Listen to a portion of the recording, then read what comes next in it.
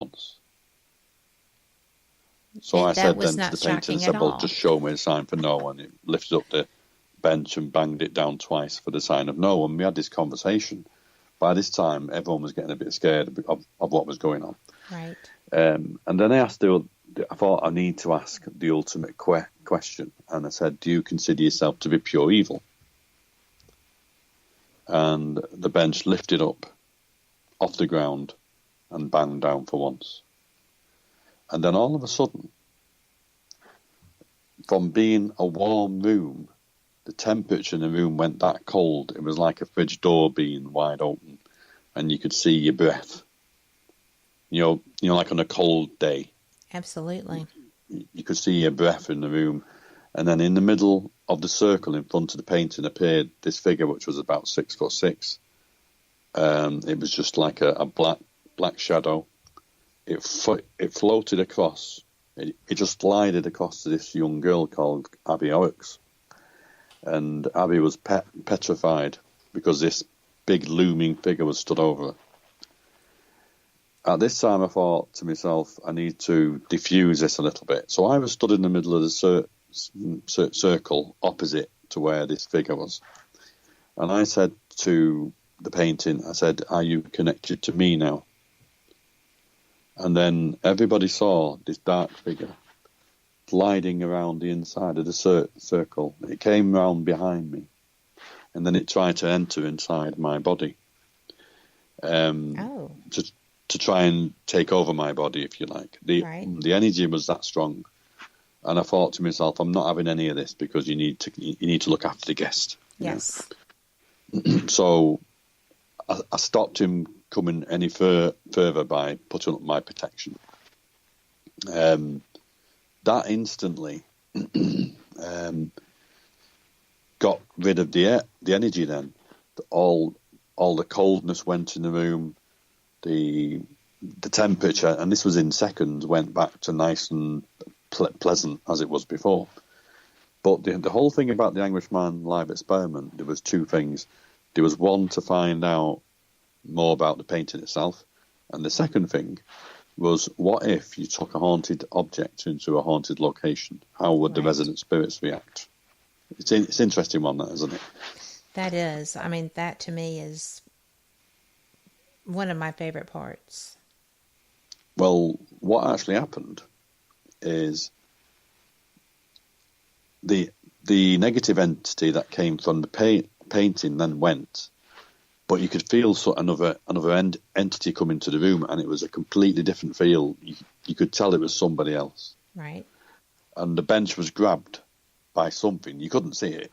The bench was just flipped upside down. So that ended that. Fairly quickly, I would think. Yeah, it did a bit.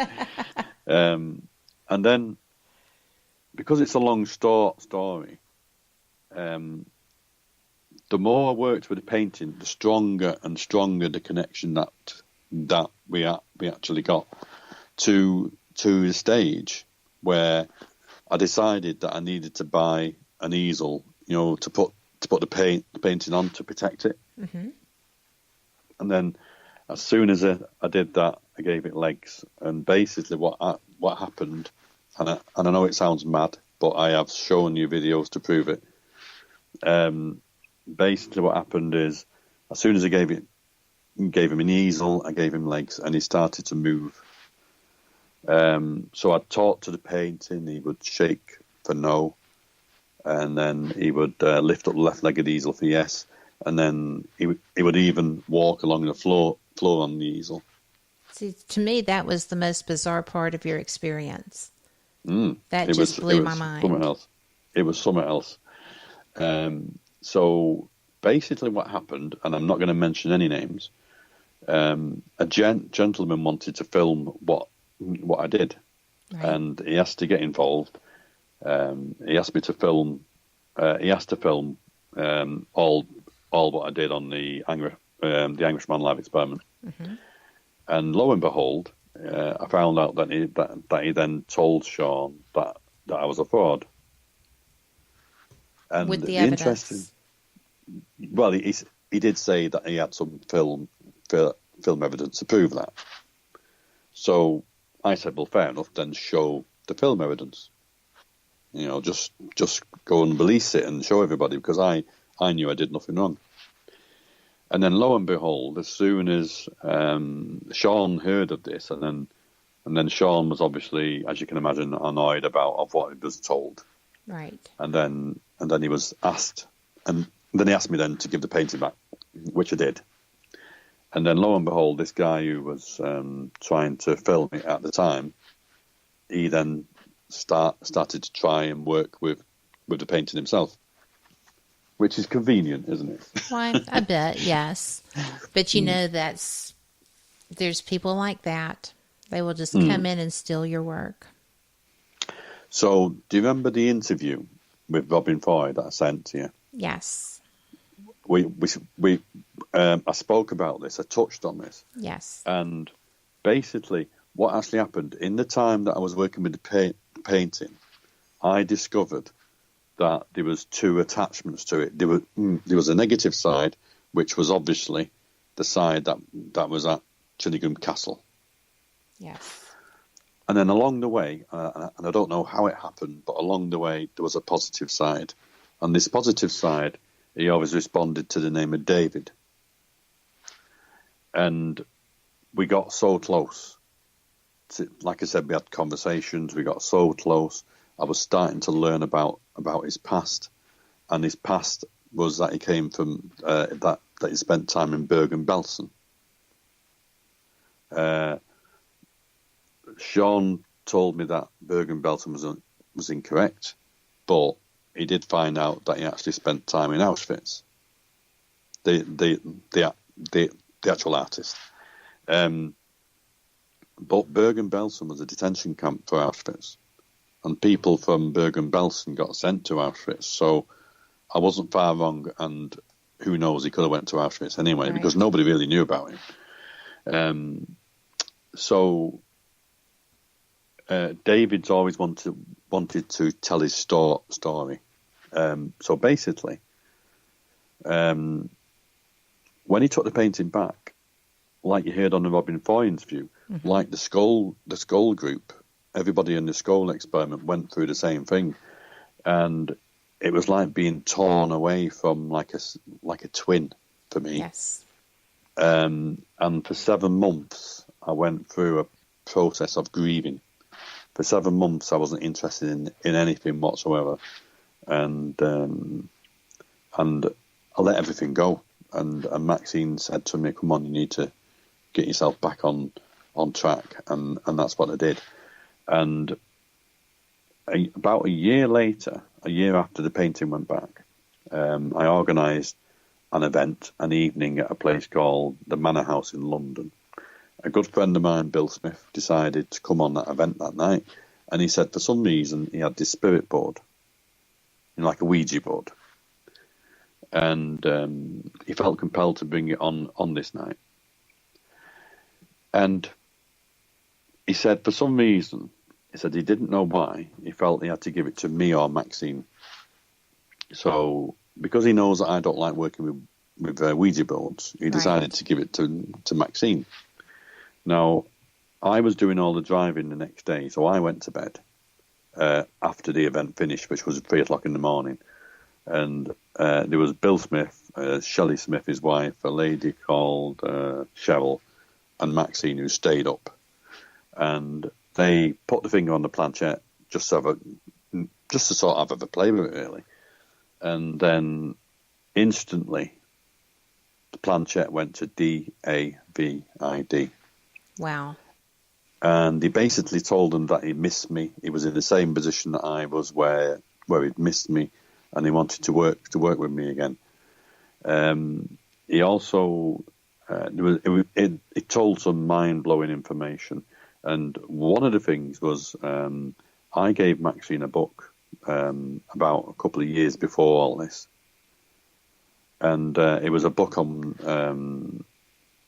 the occult and on spells. And what was it now? It was a book of rituals anyway. And on the spirit board, he spelt out what what the book was called, Wow. and he even told them by spelling it out on the on the spirit board what the page was, which was a ritual, and anyway, so that's where it was left really. I got up the next day. Maxine took to me one side and she says, "I need to say something to you." And I said, "Right." And she told me all about the night and what had happened. And I had to walk out. I was that upset. I had to walk out in the garden. Yes. It was just, I don't know. It was just like, well, it was just beyond everything, all my expectations really. So basically, Kat, what I did was, to cut a long story short, David had attached himself to the spirit board, and he remained on the spirit board for about another 8 months, where we kept him at Maxine's house.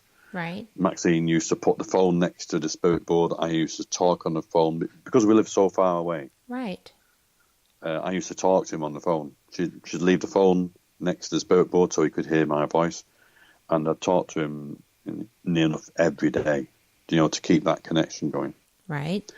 And I thought to myself, do you know what, Kat? I thought, no one's going to call me a fraud. And basically what I did is, I put it on. I did interviews again, and I let everybody know on social media, and I did radio interviews. I even did one with you, I think. You did. If I remember rightly. And I said that I'm going to do a process of karmic transmigration. And basically what I did was I transferred the spirit of David from a spirit board to a painting that I painted myself, and which is in the house now. And I did say that it'll take several months to achieve. We achieved it in 24 hours. Well, he was ready, though. He wanted to be back with you. Yeah. And the painting began to move again. And the painting does still move today. But I'm kind of in a position where I was at the first start of working with the Anglishman painting. I'm back to square one. And I'll tell you for why. Because if I work with David once a month, he just does small things. Right. If I work with him twice, remember the skull experiment? Yes. In interview, if I work with him twice, if I work with him twice a month, he was good. If I work with him 3 times a month, he was amazing. Yes. And you've got to be routine. You've got to be working with the spirit entity and feeding that energy to them. Yes. And feeding the energy to them. So that's the position I'm in now. I'll tell you the truth. What I'm thinking about doing is I'm thinking about when we did the karmic transmigration, we did we called it the pentimento experiment. Yes. And the pentimento means basically that there's a painting under a painting when an artist paints over the top of a painting that is already painted. Right. And that's what the Englishman was about. There was a painting underneath a painting. So what I'm going to thinking about doing, and Robin Foy kind of inspired me to do this, I think, is I'm thinking of setting up a pentimento experiment, which I'll be just concentrating on David, so it gives him a chance to tell his story, because it's all connected with Auschwitz, Kat. Well, it is, and I have to take a quick break here, but I want to ask you a question when we get back. So bear with me just a moment.